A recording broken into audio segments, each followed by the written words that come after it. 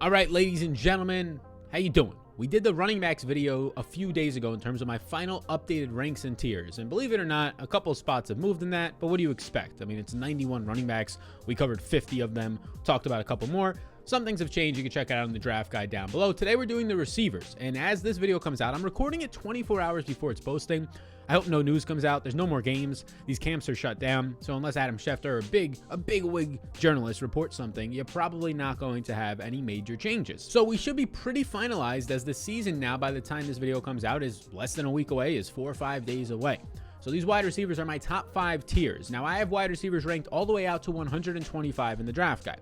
We're not going to sit here. I'm not going to put you through that, right? We're going to go through the top 5 tiers, which has 51 wide receivers. And just like the running backs, we're going to tell you exactly why they're ranked where they are. And we're going to go through it so that if you're drafting tonight or you're drafting later this weekend, you're going to be exactly where you need to be, prepared, ready to dominate with that running back tiers and now the wide receivers, the two most by far important positions for your fantasy rosters. So let's hop right into it with tier 5. And if you have a second, hit the like button and let me know down below right now as we start in the comment section, who is your favorite wide receiver value to pick after those first couple of rounds? Who is the guy that you're always trying to leave drafts with? Let me know in the comment section. So here is tier 5, my wide receivers 41 through 51. And now within these tiers, as you can see here, they're ranked. So the guys above them are indeed better, but I have them in a tier, meaning that I wouldn't be shocked if 51 finished where 41 did based on a range of outcomes in my projections and player analysis. So we can start at the bottom here. Laviska Shenault is a fantasy darling. He's being taken often now inside the top 40 receivers. I've always been lower on him. And the preseason made the people who loved him love him even more, right? I mean, he had a nice preseason. There was no DJ Shark the whole preseason, and he looked good. And there was no Marvin Jones the second game, by the way. The Jags started to play the second half in game 2 and game 3 of the preseason with Lawrence. Shenault scores a touchdown in game 3, but he's the only starting receiver from the actual receivers on the field. So I like that Shenault looked good, but there is some concerns. And the main concern is that Laviska Shenault has not been playing, including in the preseason, on the field in 2 wide receiver sets. He did it a little bit more in that third preseason game, but that's because Marvin Jones missed, who's expected to be ready week 1, and the same exact thing for DJ Shark missed, expected to be ready week 1. So where there's these 3 wide receivers, I think Marvin Jones is the number 1, and then DJ Shark and Laviska Shenault are battling for 2. I can't post you as a top 36 receiver when I don't even know if you're the second best on your team. And when you're definitely not going to be on the field in 2 wide receiver sets from what we saw in the preseason, it's really hard. You couldn't even beat out third string guys like Colin Johnson on the outside when DJ Shark was out. It's going to be really hard to have faith in ranking you any higher than in this tier and in this range. That's Laviska Shenault. Marquez Callaway jumps up for me. I love Marquez Callaway. I was getting him in the 18th round all the time before he had those big preseason games, the 16th, the 14th. And now he goes in like the 8th round, so I'm rarely getting him. I got all the value I needed out of him. If you still want to be drafting Marquez Callaway, that's fine. But right now, people are overpaying for him because he had that massive 2-touchdown game. And for good reasons. For the first 6 weeks, if not longer, he's going to be the wide receiver 1 on this team with Jameis Winston, who averages 10.1 air yards per attempt in his career, which is by far the most in NFL history. Just insane. So go ahead and draft him if you want. I'm just not higher. I've been higher on him for every single week up until the last week and a half because now the market has jumped out well ahead of him. Those things happen, but hopefully you've been following this content so you're already way ahead in your best balls and in some of your season-long leagues that drafted a little earlier. Then there's Darnell Mooney, Darnell Mooney reminds me of Deontay Johnson last year. Like in April and May when you're following football then, if you're in dynasty leagues and just early on fantasy content, people are loving him. They're loving him. They're hyping him all the way up, and then they get all their content out about him, so he starts to slide down a little bit. That's Darnell Mooney, who the general manager on this team, when they asked, what gives you hope for this Bears team before they drafted Justin Fields, right before the draft, he said, Darnell Mooney gives me hope. A wide receiver you got in the 5th round, who's basically, honestly, best comparable to Tyreek Hill. That sounds crazy. I'm not saying he's Tyreek Hill, but that's what everybody's trying to find. That's what everybody's paying up for with the top 10 pick in Jalen Waddle this year, right? They're trying to find the next Tyreek Hill, and they ended up finding it in the 5th round. One of the things the Bears, who have not been great in terms of the draft, in terms of how they value their capital, this past year was a little bit better, even though trading up twice. But yes, Darnell Mooney was one of their better picks in the last decade. And then there's some guys who I don't really have strong stances on too much. Like Devontae Parker is here. He's fine. He's solid. He's probably the 3rd wide receiver on this team. He could easily be the 1st wide receiver on this team. No Will Fuller week 1. Then a rookie Jalen Waddle. We'll see what he does now, as he's had really just like 1.5 strong years, mainly with Ryan Fitzpatrick. Deebo Samuel's here, who I've been pretty adamant about never really drafting. He's been in some do not draft videos. Look, the problem with Deebo Samuel is, and he goes later now, so it's a little bit better, but he's the 3rd passing option in a run-first offense. Brandon Ayuk and George Kittle are far ahead of him right now. and potentially they're going to have a mobile quarterback at some point this year in Trey Lance, it doesn't bode well for Debo, who basically is just, I mean, I watched all of his tape from last year. The stats show it as well. He basically is just a screen guy. That's all he does. He doesn't go downfield. And I doubt they're going to implement that much this year with Brandon Ayuk, who is a much better downfield weapon. Also fine at the line of scrimmage, Ayuk, and after the catch, but much better than Deebo Samuel. So the third wide receiver on a run-first offense, I'm not getting much of. Now here's the one I really like. Jacoby Myers continues to shoot up for me, like Marquez Callaway. Had a great preseason. Now you get Mac Jones, the most accurate quarterback in college football history. He's going to be on this team. He's going to be the starter. They're going to play in faster tempo. So instead of being last year where they ranked at 30th out of 32 teams in pace and plays per game because they deliberately played very slow and tried to rely on their defense to win and not Cam Newton, who was making mistakes. And in just general, Cam Newton offenses play slower. Now you have Mac Jones, who showed he was able to run and run with success in the preseason, the hurry-up offense. So yeah, Jacoby Myers had success with Mac Jones. He also had a lot of success with Cam Newton last year, but Jacoby Myers is the wide receiver one on this team. They're going to be in a lot of two wide receiver sets, and he was on the field in every single one of the two wide receiver set snaps in the preseason with the starters and some with Mac Jones. I like Myers a lot. He continues to shoot up for me. Just got him in my home league later on. We love that. And now you get some clear wide receiver 2s for offenses and some wide receiver 1s and not the greatest of offenses. Like Brandon Cooks is here. I don't really want any Houston Texans, to be honest with you. He's a wide receiver 1 on this team. He'll have Tyrod Taylor, maybe Davis Mills throwing him the ball. Doesn't feel great, but I think he's being massively disrespected right now. So the ADP, you actually get him at a nice value for who was one of the best receivers in football last year and top 15 in yards after the catch.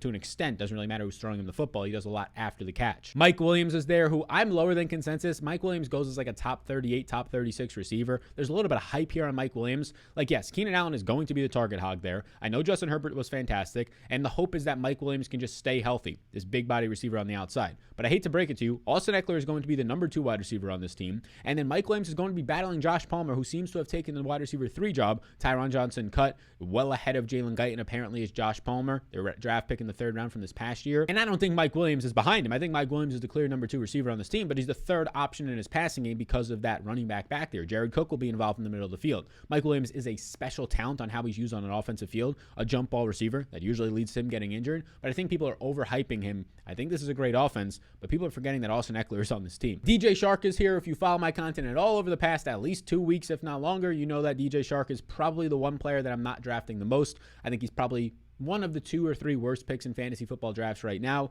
I personally think that DJ Shark is the 3rd wide receiver on his own team. I don't think he's ever done anything special in the NFL compared to most wide receiver 1s on a team that have these breakout years. 2019, he had 1,008 yards as the only wide receiver on his team. He ranked 42nd in wide receiver efficiency that year. So he was not really efficient. He just relied on volume. Last year, the volume came down. He ranked 72nd in efficiency. And these efficiency metrics, by the way, don't factor in your quarterback. So don't say, but he has Trevor Lawrence now. No. When he had the Gardner Minshews of the world, when he had worst quarterback play, it was factoring his play in, his only, not those quarterbacks. It's independent of your quarterback. It's how you were able to get yards after the catch. It's how you were able to separate on your own. And he ranked 72nd last year. He's not a talented receiver. He's fast, right? He's fast, but he's not a talented NFL-ready receiver. Marvin Jones, even Laviska Shenault in a limited sample last year, were better in those efficiency metrics than him.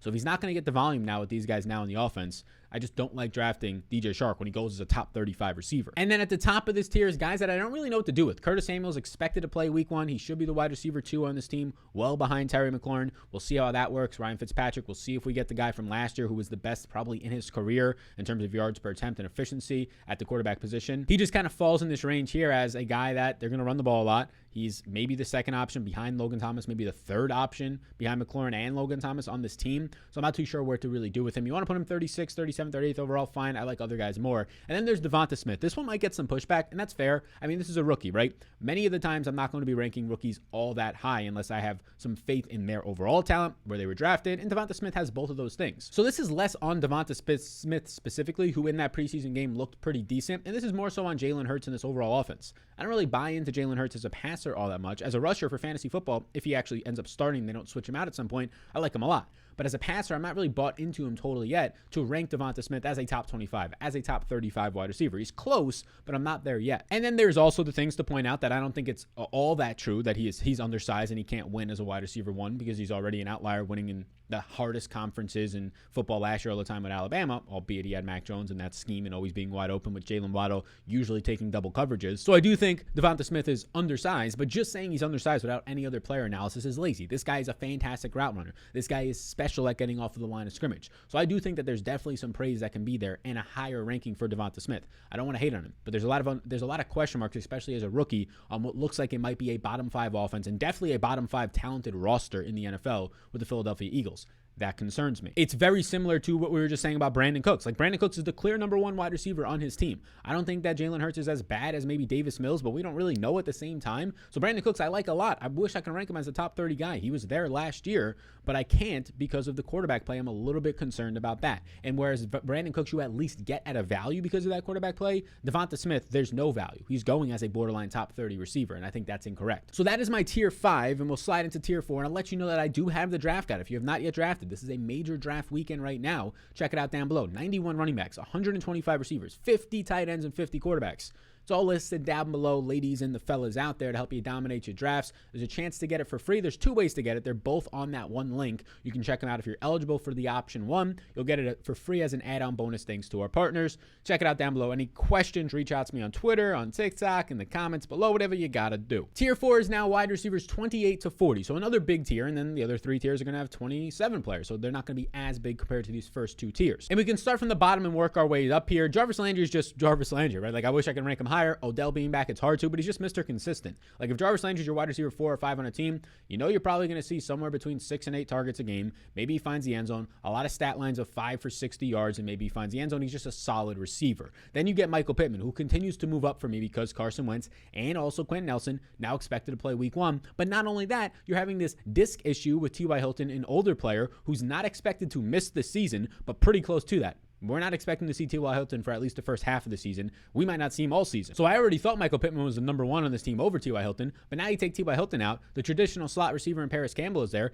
Zach Pascal is going to go on the outside. It's Michael Pittman's show as a second-year player to break out in this offense. He has Carson Wentz there. He's going to be healthy week 1. The offensive line is definitely banged up, but at least Nelson will be there now. Michael Pittman is a wide receiver 1 who does not have as much question marks at quarterback. I know Carson Wentz has not looked great over the past couple of years, but we've seen that guy basically play at an MVP caliber level. He's now reunited with an older coach. He's out of Philadelphia where there's just negative things from a media standpoint and mental standpoint, and that matters, and now into the farmlands, like he said, that's a quote from Wentz, in Indianapolis. I trust, and don't blame me for doing this, but I trust the arm of Carson Wentz over Davis Mills, over Tyrod Taylor for the Brandon Cooks situation. And I guess I do trust it over Jalen Hurts. Don't be saying that Jalen Hurts is automatically a better passer than Carson Wentz because you saw Jalen Hurts rush for 100 yards last year. As a thrower, he was also equally as bad. But I'll take the overall quarterback, but also the offense that quarterback is in Indianapolis, because you get more red zone usage, more touchdown upside with Michael Pittman than the Devonta Smiths like we just talked about. But it's clearly close. You can see there were 2 differences in my rankings. You keep going down to the top 38. Will Fuller's going to miss a week. I think he's still just fantastic at this point. Like, where you can draft Will Fuller right now, it's hard for him to bottom out for you. Like, if anything, he's just going to be fine. He's just going to have a nice season. But at the wide receiver, 35, 36, 40, where he goes right now in a lot of drafts, I mean, his ceiling is clearly what it was last year if this HGH and steroids and PEDs didn't help him, whatever it was that he took, where he's a top 10 wide receiver. But even if he finishes top 30, top 25, he smashes his ADP. If he has a bad season and finishes 35th to 40th because he gets injured or whatever it is, he's still right around where you're drafting him. So it's hard to see the downside for Will Fuller. Tyler Boyd, another Jarvis Landry style. I mean, Jarvis Landry and Tyler Boyd, very similar, right? Tyler Boyd, going to be the security blanket for Joe Burrow in the slot. He's one of the safest players that you can draft in fantasy football, in my opinion. You probably don't have a spike of a ceiling there because of Joe Mixon, Higgins, these more dynamic players, in my opinion, and obviously Jamar Chase. Tyler Boyd, as safe as it gets. Michael Gallup, again, another third wide receiver in your offense, like a Tyler Boyd here. He's a guy who gets continuously later in drafts. He's dropping. He's going to be playing the slot more this year. We need to see that. This offense in Dak Prescott, I mean, he's going to be on pace to throw for 48, 5,000, probably 5,000 plus yards. That defense does not look all that much improved from their additions this offseason. So Gallup, I'm probably lower than market or right around market now, depending on where the market currently is at ADP-wise. Gallup looks fine there. Inside the top 35, 2 of my favorite wide receivers that I think can both finish easily top 25, top 20, if not top 15 in targets alone, and that is going to be Corey Davis at 35 and Marvin Jones at 34. Corey Davis at 35, we saw it in the preseason. He only ran 13 routes. He saw 10 targets, a 77% target rate. The NFL average is like 15%. He smashed that. Now, there was no Elijah Moore, but I'll take Corey Davis over Elijah Moore. Yeah, rookie was getting a lot of hype. versus Corey Davis, who we saw be a top 5 efficiency wide receiver last year and demand the bag out of New York this offseason. So give me Davis on the outside, gelled with that Zach Wilson arm. I had a market on him. I had a market on Marvin Jones, who, you'll know that I love the guy, right? The AC joint sprain, I'm not concerned. He could have played in the last preseason game. If it was a regular season game, he's going to be ready for week 1. He has this amazing connection already with Trevor Lawrence in camp and the preseason. He had a 40% target rate in the preseason on his routes run, which is just, again, ridiculous.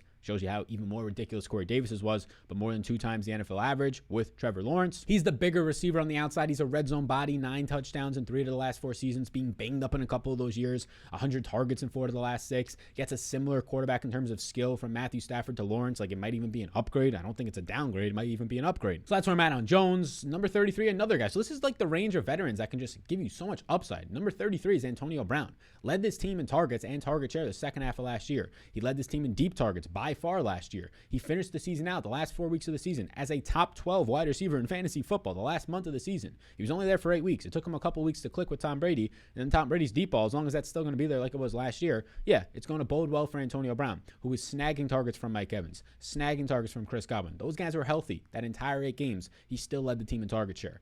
I mean, the former roommate of Tom Brady, this guy wants in there. I think he's his favorite receiver. You get him in the mid-30s. And then to finish out this tier with these 5 players, Juju. I think Juju's reliable. He's just going to come off the field in 2 wide receiver sets more than you would like to see, as I expect him to run the ball more and have Ebron and Pat Freiermuth, their second-round pick out of Penn State. Shout out Penn State. You see the light back there. All my alumni out there, let me know in the comments section. But shout out PSU. Go State beat Wisconsin this weekend. Juju I still love. I mean, this is a guy who was great after the catch, great in the red zone last year. Big Ben clearly likes him, especially as a security blanket. He just drops for me here, and I'm ahead of market, I think, but he drops outside like the top 25, top 30, because he'll come off the field in those 3 wide receiver sets, which is not ideal. Very similar to like a Laviska Shenault with the Jaguars. Jamar Chase is 31st for me. Look, he's a rookie. Like I told you, I'm not ranking rookies that highly here. I think I have him pretty highly ranked as number 4 overall pick. All this news and buzz out of camp doesn't really affect me too much. It's not great to see him dropping the ball in games. He has a little bit of the yips, hasn't played football in 18 months outside of some of these preseason games. I'm not too concerned about that, though. I think he'll be fine. I think the talent is definitely there, the connection with Burrow, but it's not enough for me to rank him top 20 like some people did and still are. Robbie Anderson at number 30, you can even put him higher. I mean, Robbie Anderson is never going to leave the field for this team. He'll go into the slot at some points. He'll probably won't be a big red zone threat because he's undersized. He's a lengthy receiver, but he gets that connection with Sam Darnold in this offense last year where they just use Robbie Anderson nonstop.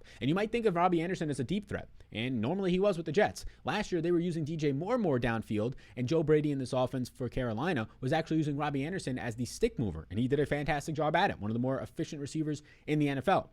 I like Robbie Anderson a lot. I mean, this was a guy last year who was borderline top 10 in targets for a large majority of the season, and you get him outside the top 30 receivers. Finishing up tier 4 is a couple of veterans who I'm lower on. I mean, Adam Thielen, it's hard to remain super low on him. Obviously, the touchdowns are there. Those are going to regress. We've talked about that a ton. He's had, the last 2 years, he's had the highest touchdown percentage, touchdown rate, and points come on touchdowns. Not just the actual 6 points, but like the 20 yards that go along with the touchdown, the reception. He's had the highest rate in the last 20 years. And basically, from my tracking, my database, the highest rate ever these last 2 years. As now a 32-year-old wide receiver. I don't see that withstanding, but the fact that they just lost Irv Smith for the season, there's not many other red zone weapons here. Obviously, Dalvin Cook is the main weapon. Jefferson did see a lot of red zone usage last year, but Thielen's still going to be there, so he's still a top 30 receiver for me, but I do think I'm lower than market. And Kenny Golladay, already banged up. He has an offense now where Daniel Jones, who I don't really know what to know about Daniel Jones. Like, it hasn't looked good, but he's had one of the worst offensive lines all these last 3 years, but that's not going to change this year. So Kenny Golladay, a jump ball receiver. I think personally Sterling Shepard is probably the wide receiver 1 on this team.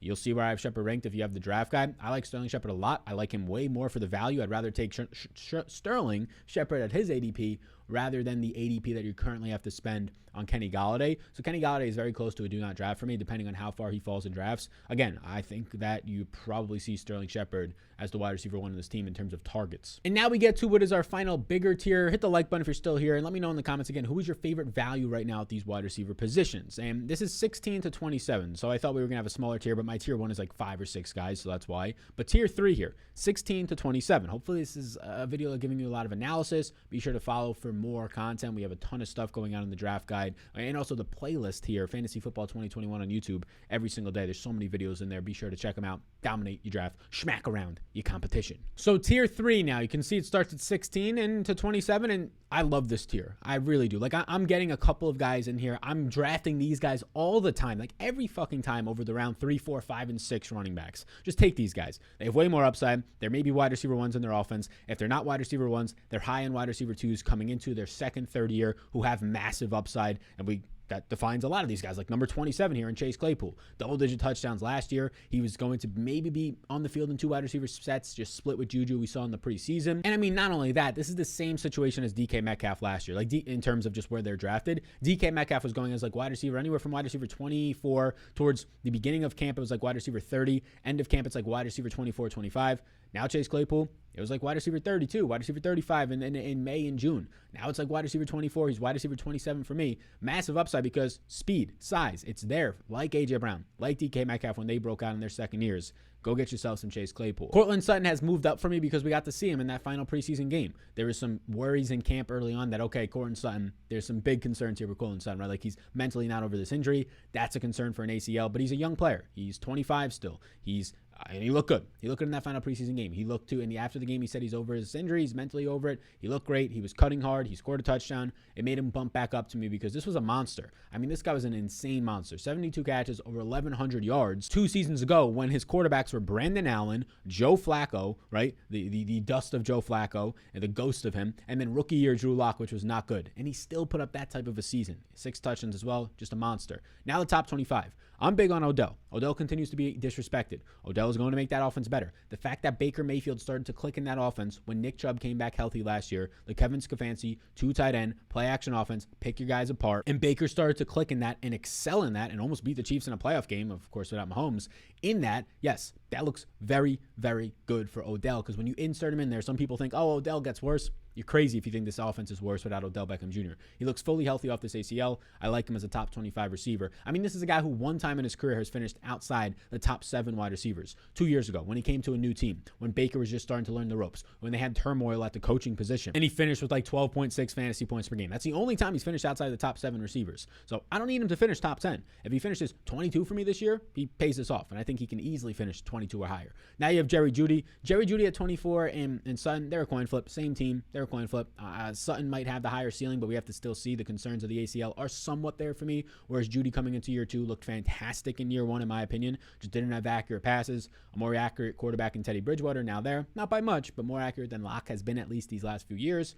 We'll see what happens there. And now these are my wide receiver 2s. We're inside the top 24, so you can have the Brandon Ayuk, who I think is the number 1 pass catcher ahead of George Kittle on that team. Brandon Ayuk won in man coverage at an 85% plus rate last year. Fantastic for Brandon Ayuk. I mean, this guy is potentially going to be one of the next top 10 receivers, if not by the end of this year, by the end of next year. When he was on the field last year, and I know Kittle and I know Debo were hurt for a lot of that, he was absolutely unguardable, like insane. Go watch that tape. And if you have the All-22, go watch the man coverage tape, how he was winning nonstop against top cornerbacks. Get your man's Brandon Ayuk. 22 is another second-year player who broke out last year. Like, T. Higgins is, yes, my number 1 receiver on the Cincinnati Bengals team by a lot, in my opinion. I know a lot of people want to make it Ja'Marr Chase, but what you want out of Ja'Marr Chase this year, you already got out of T. Higgins last year, right? In 6 games, he didn't have Joe Burrow last year. Really only 5 because he only ran 1 route in the final week of the season. And he still has a massive breakout campaign, and that's with A.J. Green soaking up a lot of targets, especially the first quarter to half of the season last year. T. Higgins is the wide receiver 1 on this team. He has the size speed specimen of a 6'4", 220-pound wide receiver with speed. That's why he was taken second in the second round last year. Yes, right behind Michael Pittman, who was taken first, actually. Yes, I like T. Higgins. I like DJ Moore, who DJ Moore for me and Robbie Anderson. Maybe I should put them closer more than I had them right here because I like DJ Moore a lot. If the touchdowns ever come, the talent is definitely higher than Robbie Anderson. It's definitely higher than Terrace Marshall, the other receivers on this team. DJ Moore was used more so as a downfield threat last year, and it did work out. Teddy Bridgewater just wasn't getting him the ball. You hope that Sam Darnold, a more talented quarterback with a higher ceiling, can be taken out of his shadow that he had and running from the ghosts with the Jets, and Joe Brady can throw him into something now that can actually get that deep ball going. And now the top 20. Mike Evans, I'm lower on. I already told you, a career low in targets last year. Yeah, because Antonio Brown's now there, but he also had a career high in touchdowns, 13. That's not going to sustain when you're seeing less and less targets, when you're getting less and less separation. The red zone role will still be there, sure, but if your touchdowns are coming down or your targets are coming down a lot, naturally your touchdowns will as well. Don't expect the 13 career year he had last year. Antonio Brown for a full season is going to massively cut into the production of Mike Evans. I mean, he's overdrafted right now. Julio, I'm lower on in the market because he goes as like wide receiver 14, 15. I'm at 19. It's not that far off,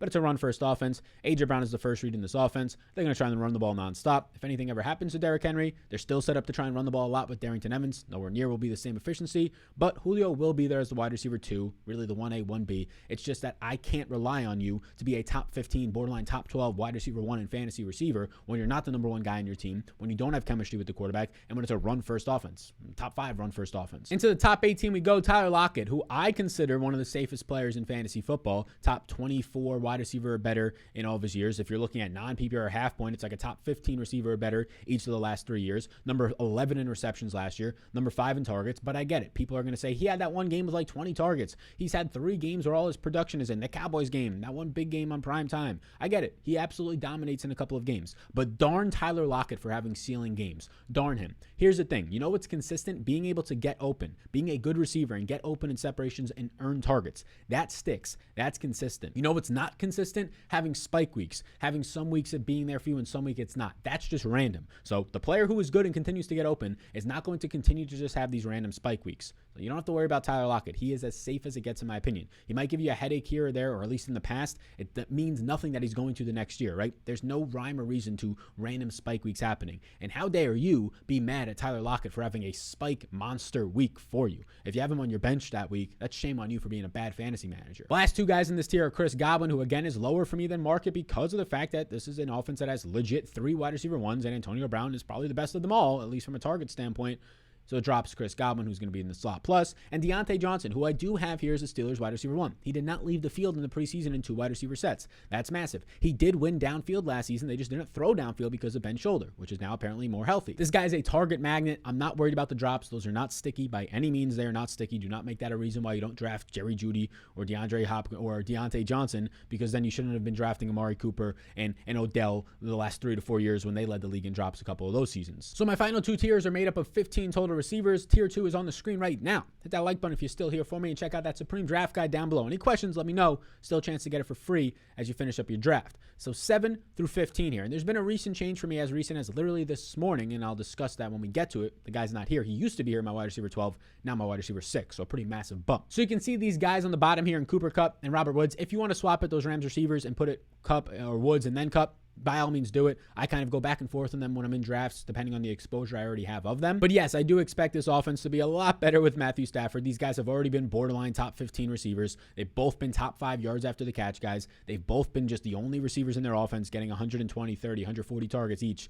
over these last 2 years. I expect that to remain. Maybe one of them hits 150, but I expect with 17 games, both of these guys to clear 125 targets, both of them to remain efficient after the catch, and actually see those touchdown totals go up since there's no Cam Akers now, and there's a Matthew Stafford who's going to be a lot better than Jared Goff at delivering in the red zone. CeeDee Lamb is 13. CeeDee Lamb is going as a top 10 receiver right now, and I get it. He looked fantastic in all of his camp and with his incredible catches in camp right now, like every fucking receiver does, but Dallas is such a big media network. They right now have Hard Knocks, so that's making people be even more excited when Amari Cooper's been banged up and hurt, but still, CeeDee Lamb is great. He's a top 13 receiver for me right now. He could easily break out as a top 5 receiver. I agree with that.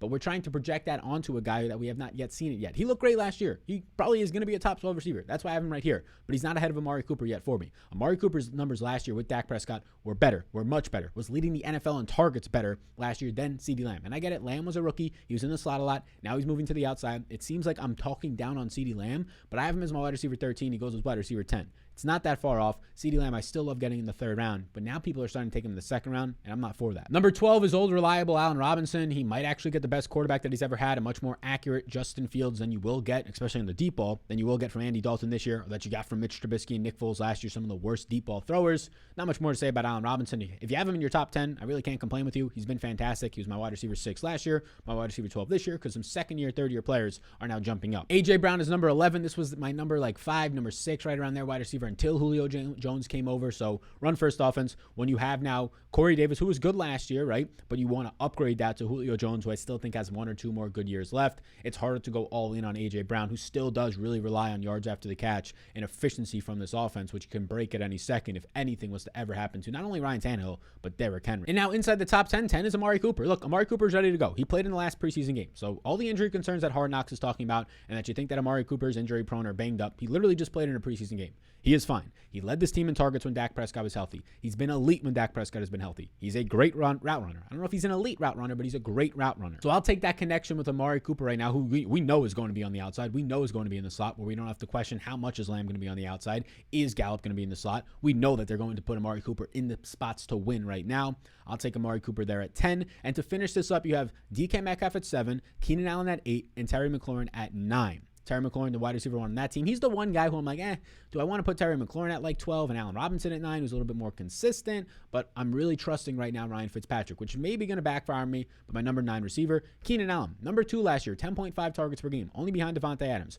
Was a 25% red zone target share guy. Continues to dominate. People want to say Keenan Allen, but he's injury prone. Yeah, 8 years ago, 6 years ago. He has been the 3rd healthiest wide receiver the last 4 years. He's missed 4 games in 4 years. That might sound like, oh, he's missing a game a year. That's bad. No, that's really, really good. Especially when guys like Odell are missing all of last year, right? And Courtland Sutton misses all of last year. And they wipe out 16 games like it's nothing. 4 games in the last 4 years. Don't let Keenan Allen burning last year when he said, hey, play me, and then he didn't play. Don't let that stop you from drafting him. He's going to be seeing so much volume in this offense with a new offensive line, a lot better offensive line. This is going to be borderline top 5 offense. Give me Keenan Allen. And then DK Metcalf, not much to say here. A size speed specimen, just like A.J. Brown, except unlike A.J. Brown, it's not a run-first offense. They might want to run the ball, but he's the clear 1A, 1B with Tyler Lockett. He is going to be a part of a top 5 quarterback in the NFL, an efficient quarterback who had a career high in touchdowns last year, who knows how to keep plays alive, which opens up deep throws to a guy who's a monster, 225-pound, 230-pound, 99 percentile speed. He is the fastest wide receiver in the NFL, and he's 230 pounds. That's fucking scary. Mr. DK Metcalf. So, drum roll, please. Let me shoulder lean a little bit. We made it. The top 6 receivers, my tier 1. You can probably know the guys that I haven't mentioned yet. They're going to be in here, but what order will they be in here? All right, well, let's get into it. Hit the like button. Hey, hit the subscribe button. Hey, let's do this. Wide receivers 1 through 6. My number 6 is Justin Jefferson. He was my wide receiver 12. I moved him up to 6. Why? Because Irv Smith is banged up. Irv Smith is banged up and done for the year. So Irv Smith was maybe going to be the wide receiver 3 in this team. Why else? They released Chad Beebe, who's not really great, but I just want to show you the depth that they have. They ended up losing BZ Johnson, who was the wide receiver 3 in the preseason. D.D. Westbrook has still not practiced or taken part in practice, recovering from a hamstring or actually an ACL injury. So he's in the slot. He suffered that with Jacksonville on the kickoff return last year, I believe. So he's maybe going to be their slot receiver, but he's not out there yet. Amir Smith-Marset, their rookie, is apparently going to be the kickoff and punt returner, and they don't want to put him out there yet. So it's KJ Osborne, who had a nice preseason, who I liked a lot in camp. He had a great camp. But this is an unproven wide receiver 3. You don't have a clear top-end tight end. I think Tyler Conklin should be good, but not as good as Irv Smith. And now it's just taking place for Justin Jefferson to potentially lead this league, maybe right behind Devontae Adams this year in targets. So he had to move up for me after I ran some more things in the projections for his target share. He bumps up to 6. Number 5 is Ridley, who also could lead the league in targets. 30% target share, likely inbound. He already was seeing the number 1 cornerbacks last year. People want to say, oh, Ridley's not going to be as good because Julio was taking number 1 coverage. Julio saw majority number 1 cornerback coverage 0 times last year. You know who saw it? Calvin Ridley. He saw the Jair Alexanders, who actually goose-egged him, although Ridley left early. He saw Marshawn Lattimore twice. He saw Casey Hayward. He saw all these guys, right? Ridley's going to be in line for a massive year. Averages over 20 fantasy points per game in 8 career games without Julio Jones. And then the top 4, flip it around however you really want. Really the top 3. 4 is Hopkins. I like Hopkins. They have AJ Green. Should take some pressure off Hopkins. Hopkins likely to be used more downfield this year since they have a chain mover underneath, where Christian Kirk was not effective last year, where Andy Isabella was not effective last year, where Larry Fitzgerald definitely wasn't effective last year. You upgrade that into a massive upgrade. You pack-a-punch that shit, shout out Nazi zombies, into Rondell Moore, and now DeAndre Hopkins can finally go back downfield as potentially the best actual receiver in the league, but for fantasy, my wide receiver 4. Top 3 guys here, I mean, put them in any order you want. Adams is by far and away, he might be in a tier of his own right now as a wide receiver 1. Not only did he see the most volume last year in fantasy football in terms of a 42% red zone target share, a 34% target share, but he was also the number 1 efficient receiver.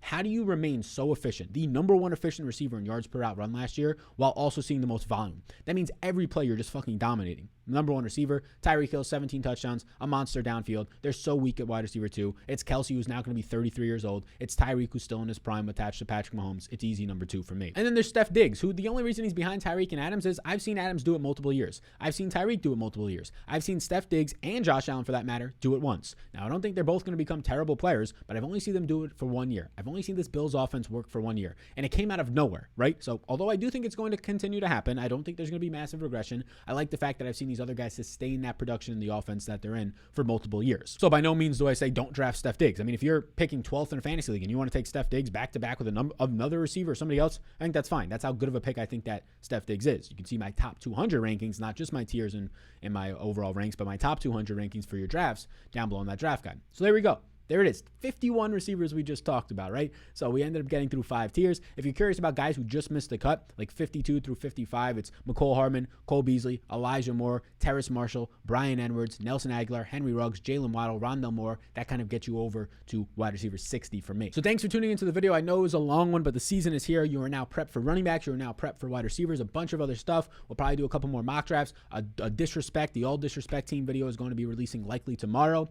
I appreciate you tuning in. Week 1 is right here. We're about to break it down. DFS, sports betting, season long. We're ready for week 1. Before you go, hit the like button. Before you go, subscribe and notify to this channel. Notify to the channel. Hit the notification bell so you are notified of when we're dropping stuff, because you're going to dominate your draft. You're going to smack around. I slave in this room all day. I'm working nonstop in here to prepare you for all your drafts, to prepare you for your weeks to win you the dollar riskies in DFS. We won over $24,000 in the preseason, profit-wise, yes, from props and from DFS. And we're going to smack the regular season round as well. So if you're into DFS, perfect. I know a lot of you are. If you're not, figure out what Daily Fantasy Sports is and come win some more money along with your season-long leagues. You'll rock. I'll see you in the next one. Like and subscribe before you go.